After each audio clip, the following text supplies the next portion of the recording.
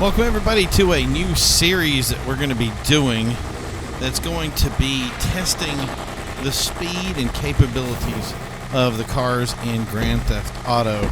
I wanted to do something that really allowed players to not only see a vehicle, both old and new, but see where those vehicles stood in kind of correlation to different racetracks, different styles, different racing types. There's a lot of times that people will just kind of focus on one car and how fast it'll go, or the times it'll do on one single track. And that's the reality is every car acts differently on different tracks, and some cars are faster than others.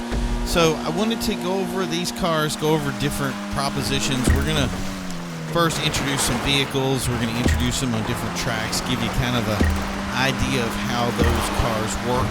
And then later on, we're going to go to different tracks and find out which tracks, kind of like we did on Cayo, Perico, to see which cars are actually the fastest for those tracks. And it's something I think that is usable for any player when it comes to Grand Theft Auto. It worked for us when it came to the pursuit races. It came to us for doing the street racing. And it's something that was really relevant for myself, and a lot of people gave me a lot of good input on it. So I want to share that to you guys. So we got a cool car today, and we're going to start that right now.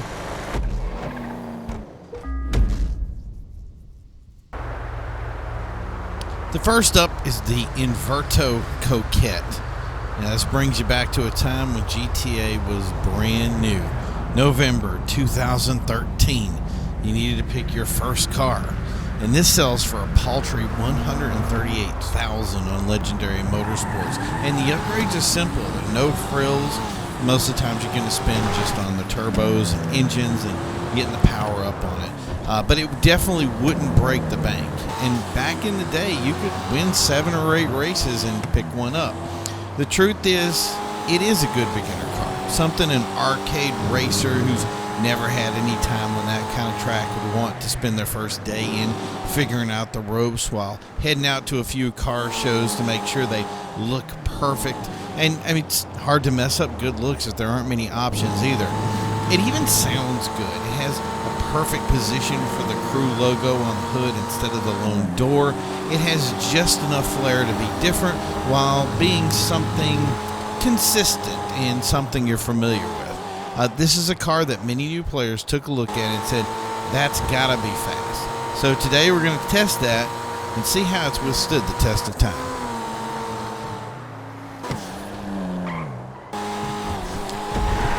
So welcome to Grapeseed Circuit, and the reason I like Grapeseed Circuit so much is it is a great handling track. It really does show off the ability of a vehicle to go left and right. It's got switchbacks, it's got doubles, it's got ways of really pushing the suspension and traction as far as it can go. And also, it does have places where the car can go kind of as fast as it wants, and it'll really test the 0 to 60 of vehicles that are going to be put on it. In general, we're just going to give you a lap time and kind of figure out everything from around that area. But again, like I said, it's really a good track to put cars on the test. So the input we have on the Coquette is, like we said before, being a good entry-level vehicle. It really feels like it's on rails. The handling is very interesting. The problem is that the rails are for a train instead of a regular car. So it ends up being very tight. It seems to turn a little bit lackluster, and then it kind of settles into this is how far it's going to go, and then it's going to turn its maximum distance. That can be kind of difficult for newer players and can be very frustrating for people who have done any sort of racing for any length of time. But on the whole, the Coquette is a very well handling car. So it's one of those cars that, you know, it may seem a little bit difficult at first, but once you get the hang of it and learn to point it and kind of lean on its, you know, once the grip kicks in, you know where you're at. It's going to be a car that you're going to be very accustomed to and has a good feel. The thing that is really going to frustrate you, though, is it does have a feel of a lack of power. Everything seems very linear, but it only goes linear so high. And that's, I think, kind of the results of coming from an era when GTA was brand new and things weren't as pushed as they are today. So cars went slower and they fit into a zone of handling because they weren't squirrely. So the handling marks of this car are very good, but they don't get the best because of that squirrely tight feel that it has from time to time. It can be pushed, and once it breaks loose, it really wants to have its wheels planted on the ground, or you kind of regret pushing it too far. But on a whole, feels really good, and I think anybody that likes handling will like the Coquette.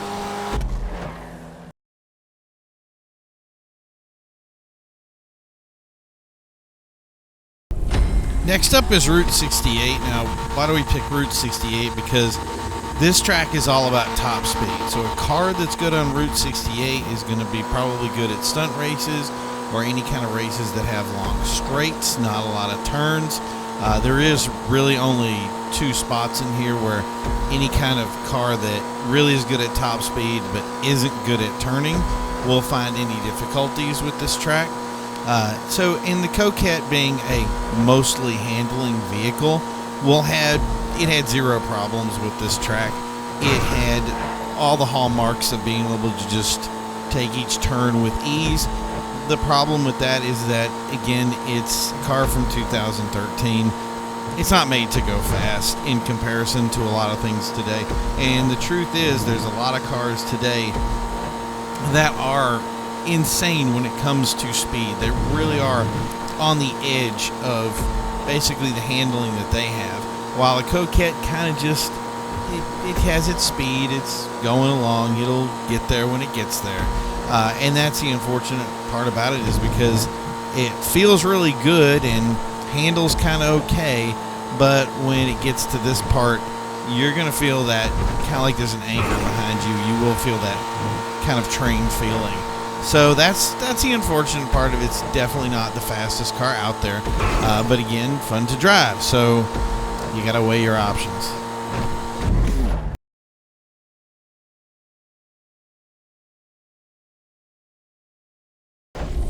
And last but certainly not least is Going Down. This is a race that is featured in off-road, and it's part of the new Cayo Perico. I really wanted to find a good off-road race to test cars on, and this was just really perfect. It's tight, it's an awesome road that goes back and forth, and it has for when it comes to off-road, it kind of just really nails what we're looking for. A lot of the other stuff was stunt oriented or jump oriented or something like that. I really wanted to test the speed of the car versus all this other stuff that's kind of thrown in. So Going Down was the perfect track. And when it comes to the Coquette, what kind of helps it on its road course racing is really a detriment to it when it becomes off-road. It becomes a little too tight. It's the handling on it, the rails kind of won't go away the way they need to. You do want a little slop when it comes to racing on dirt. So that was one area that it kind of it fell off on. It's definitely not going to be your go-to car when it comes to racing in an off-road race in the sports class. There is, I think, going to be a lot other cars that are going to be a lot better. But it actually, because of its driving style and because of it being an older vehicle, it actually didn't do too bad. So I actually like the handling of it and everything. Just when it comes to being competitive, it's not going to be a competitive car. It's very slow.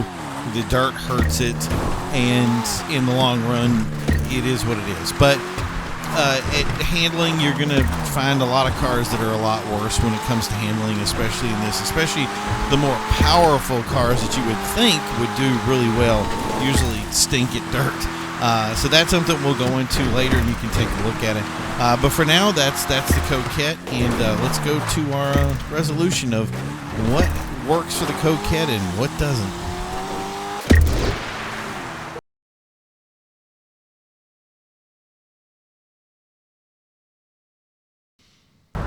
So when we come to the end of the road for the Coquette, the truth is that the GTA game has left the Coquette behind. It was 7 seconds slower a lap on Grapeseed than the top dog. It was 23 seconds slower than the top dog when it came to Route 68, and 12 seconds behind on the best a sport car could do in off-road. The truth is the Coquette is kind of the perfect middle ground car. It's would be good for somebody who wanted to start off and be entry level, but it's going to be a car you're going to leave behind fairly quickly, especially when you start making real money in GTA. And unfortunately, that's the verdict of the Coquette, is that the game left it behind, and there are a lot better cars, but it really kind of subsists as a car that showed us what it was like to drive back in the GTA 2013 days, when this car was brand new and there was cars that didn't really do different things, and this car was, you know, the handling car. So yeah, it's unfortunate because the Coquette still looks cool, it's still fun, but yeah, alas, it is not going to be the car that you use in any sort of competition from here on in.